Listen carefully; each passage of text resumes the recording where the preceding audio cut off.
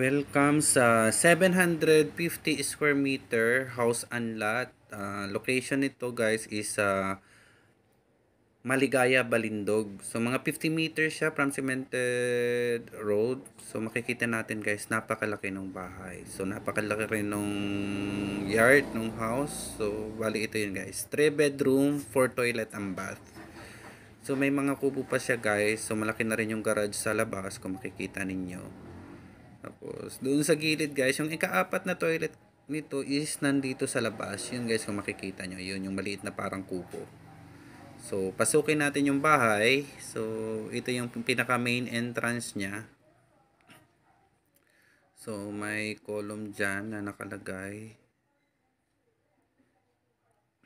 So, ito yun. Pagpasok natin, ito yung makikita natin. So, yung living room guys is nasa left side. Yung nasa right side naman is papunta sa mga kwarto ng house. So, may 3 bedroom to. So, tingnan muna natin yung living room. So, yun guys. Yung living room niya. Napakalaki na guys. Napakalawak. So, may bar na rin dito sa bahay. So, likod nun is ang kitchen area na. So, yan yung pinaka bar.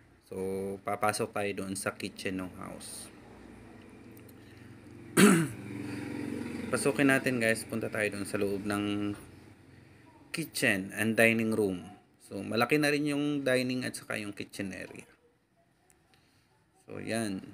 May mga cabinets na rin and cupboards sa loob. Yan.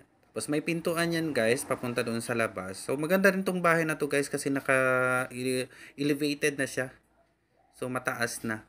Kung bumahaman, kung babahain, nasa taas na yung house. So yan yung makikita mo doon sa labas guys, paglabas mo doon sa kitchen. So ito yung pinakalikod ng house. So malaki pa rin yung space niya sa likod. So pasok tayo guys, tingnan naman natin yung kwarto ng bahay. So yung mga gamit nito guys, yung makikita mo sa loob is kasali na yung mga stop toys, trolls, hindi na po kasali yan. Kukunin po ng may-ari. So, parang collection po yan ng owner. So, ito yung bedroom 1. So, malaki na yung bedroom 1 guys. So, all bedroom po may kanya-kanyang toilet and bath. So, malaki na yung bedroom 1. So, yan po yung bedroom. So, tingnan natin yung toilet niya guys. So, yan yung toilet ng bedroom 1. So, kailangan lang nitong bahay na to is deep cleaning lang. Kasi mga 1 year na siyang hindi natitirhan po.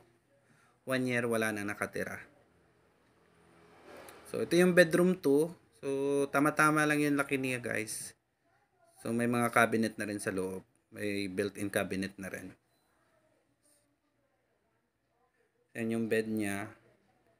Tapos yung toilet, tingnan natin yung toilet niya guys. So, yan yung toilet ng bedroom 2. So, malaki yung toilet niya guys. Maganda yung toilet. Malinis. So, kunting repair lang guys. Ito naman yung bedroom 3. So, may mga repair na gagawin dito. So, maganda. Kunti lang naman. Minor repairs lang. So, hindi na kayo magagastosan na malaki pag bibilhin nyo itong house. So, ito yung toilet ng bedroom 2. Medyo madilim guys kasi yung ilaw hindi masyado malabo. Mahina yung ilaw sa loob nitong toilet. So, hindi masyado makita yung loob ng toilet ng bedroom 3. So, yan po. Maganda naman yung house guys. Malaki.